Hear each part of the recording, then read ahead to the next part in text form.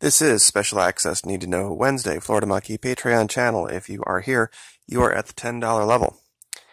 We are 5 days into our $50 drawing, and we've had 2 people already donate. It's been an amazing experience to let these people know that we are able here to do something for them, give back, and to see them continue to give down the chain. It's humbling. So congratulations to everyone. 65 more chances between now and the 4th of January of next year.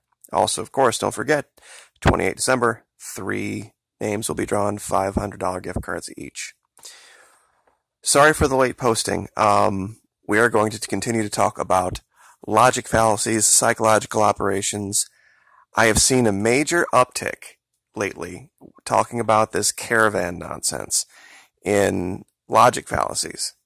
One of the big ones is slippery slope. That is, of course, that if you do this, then this will happen, then that'll happen, and this other thing will happen. Before you know it, this incredibly ridiculous thing will happen. And I'm sure a lot of you remember the commercials. I believe it was a Geico series where they said, if you did this, then that happened, and then all this other things. They were really very funny. But same concept. You marry that up with something called bifurcation fallacy, where it's an either-or thing, and you get this feedback loop of people talking about all the possible negative ramifications of even allowing one immigrant in. If we allow one, we're going to have 7 billion. It's just ridiculous. False dichotomies. They are something that the media uses all the time. We've seen this, and I don't want to pick on just the right. This was something the left did all during the years of Obama. I noticed I was watching some of my older videos, and I'm like, you know what? I am kind of beating up the right a little bit too much. It's just because their guy's the one on point right now. And believe me, if I could go back and look at all the old Obama stuff, and they did the same thing. It was either, you're a liberal and you're a progressive, and you want to continue to move forward, or you're this horrible, hood-wearing, racist, terrible person. And some people have misunderstood me. I've never alleged that all of Trump's supporters are that way. All I'm alleging is that there's people standing with Trump that don't realize who they're standing next to that's also supporting the man. And, guilt by association, I guess, being what it is. The Bible says the man is known by the company he keeps. So when you know, you got to kind of watch for it. And we've seen this on literally every possible topic. And they love to grab you in this. They love to pull you into discussions. And you see this actually a lot with interviews on Fox as well. Well, they'll say, well, what do you say to the person who says, if we allow these people in, what about the next caravan and the next caravan? I wish somebody would just speak up and say that's a logic fallacy. We'll deal with that when it comes. We'll deal with things one at a time. We've had large groups come before, and there's no mass invasion. Of course, they, start off with the false premise that it's an invasion. And they're saying, well, if we allow this invasion to go unchallenged, who's to say that, it's not, Turkey isn't going to invade, or Russia isn't going to invade? You have to literally go all the way back. And of course, they justify calling it invasion because, well, clearly if it weren't an invasion, we wouldn't be using troops to stop it, because that's what troops do. Troops fight wars, and since the troops are there, therefore it's an invasion, therefore. And it goes round and round and round. And it is sad and scary and frustrating and all of the other negative emotions you can think of. But what we want to do here is break down the names of these things: false dichotomies, bifurcation fallacy, slippery slope fallacy, one by one. And a lot of these work in hybrids, and I've trained on this before. I thought this one was kind of cute with the robots. The one in the upper right is an interesting one. All humans start out as incompetent babies, so they must grow up to become incompetent adults. I've always said that, you don't raise children, you raise adults. But some people continue to raise children, if you know what I mean. You can't judge a thing based on its origins. And it's an interesting thing to put up next to this issue with the migrants. They are who they are based on their experience down there. You know, when you're having to fight every day for your life, when you're having to struggle and worry about powerful drug cartels and what they might do to your family and what they might do to your ability to earn income or do anything to support your family, and then you decide it's time to pick up and leave and go. 2, 3, 4 days down the road, somebody snaps a photo of you. You're not at your best, and they plastered all over our media and saying, is this what we really want in this country?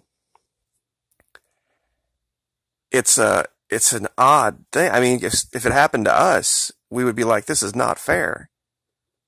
How can you judge me based on this moment, the snapshot in my life? But one of the funnier ones that I thought was, it wasn't funny, but it was instructive. The argument that, well, if America is so evil and so terrible and so horrible, why are all these people trying to get here? I mean, we have food and we have money. It's like, well, so you mean being rich makes you good? Always. This is the same group of people that complain about the ultra-wealthy, ultra-elitists. You know, it's like, well, we have law enforcement that, you know, protects us from this, this, and this. Oh, so you're for FEMA. You're for heavy-handed law enforcement. It's really odd. The things they think make our country great, make our country safe, to some extent, they are vilifying out the other side of their mouth on different videos, on different topics. The reasons these people want to come here are the things that they're clobbering in another video, but then they hold it up as the reason they want to be here and they don't have it in their country. It's very, very strange how to see how people can have two schools of thought existing in their head at the same time, and they don't conflict with each other. It's almost bipolar. To one side say we have this great, fantastic, wonderful military, the best in the world, the ability to stop any and all crime if they just take the gloves off, but then 5 seconds later they're on another video and it's like the government is too powerful, it's too heavy-handed, and they're gonna one day turn on us and all this, and it's like, wow, do you even listen to yourself? I just thought this was a good one because of the way that they did this.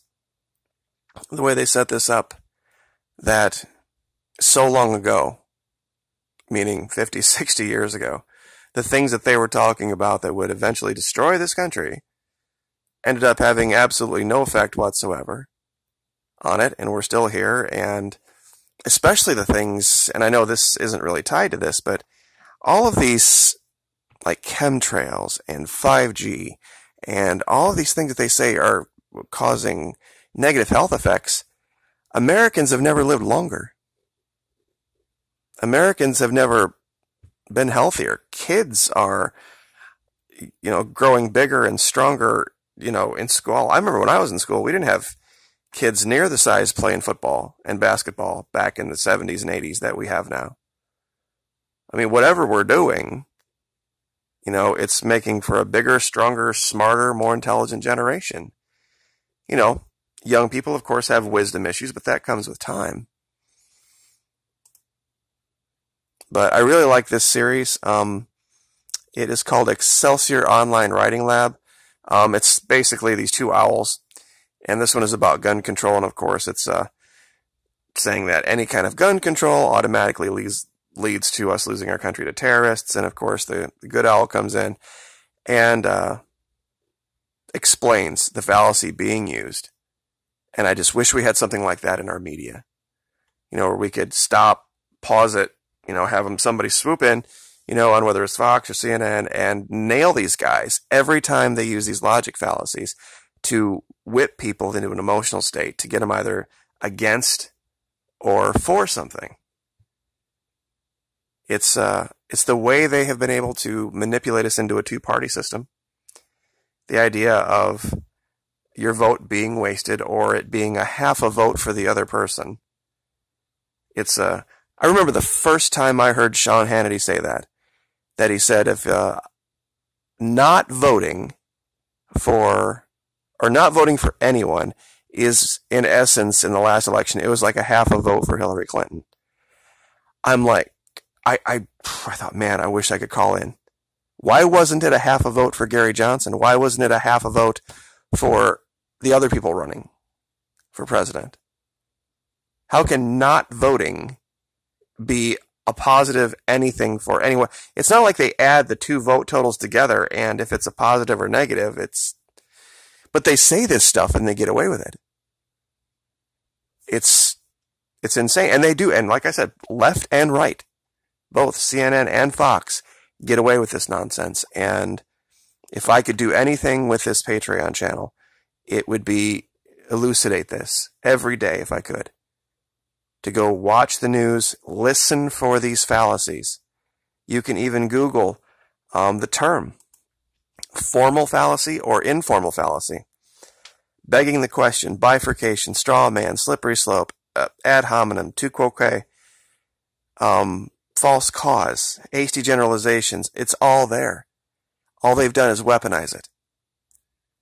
And they have taken advantage of a certain group of people that have, I can't even say that. I was going to say uneducated, but that's not even the same thing, because you can be as educated as the next guy and still fall for this. If you don't know it's out there and you don't know they're trying to do it. So it wouldn't matter whether you had a doctorate or whether you went to trade school. And it's not something that requires 185 IQ to understand. So it's not even about smart or stupid or educated or uneducated. It's just about just knowing what they're doing. And when you can identify it for yourself and you can go out there and pull that out, you'll realize that you won't end up on either side. You won't end up supporting or against one or the other. You'll find yourself saying, okay, well, I agree with this and this and this, or I disagree with that and that and that. But when you start to see people saying, well, you're going to have to make a choice. You're either with the terrorists or you're with us. That's when you realize that's the problem right there, that we've gotten to two very bad choices and that's why I'm third party. That's why I think just the idea of the third party, regardless of who it is right now, is our only way out of this. It's like needing to fly home. You're in another place and you're buried, under a ton of rock. The first thing you need isn't a plane, is you need a hammer to get yourself unburied from the rock. And then once you're unburied from the rock, you can then find your way to a plane and then fly away. It's the best analogy I can think of on the spot, is that we need to start with a Gary Johnson or a Jill Stein just to break the cycle. And then move away, and then we can put things back together down the road. But we will leave it there so I don't ramble on too much, but just keep up on the training. I will, of course, put the link to all of the special access need to know, the top secret, and the secret videos down in the bottom below in the comments. I do that just so you guys can have the link right there, and you can go back and you can watch videos and stay up on this stuff. So we will leave it there. Thank you so much. I appreciate you guys. You guys are awesome. Don't forget about the drawing. I try to announce as soon as I can every day, and we will see you next time. Thank you.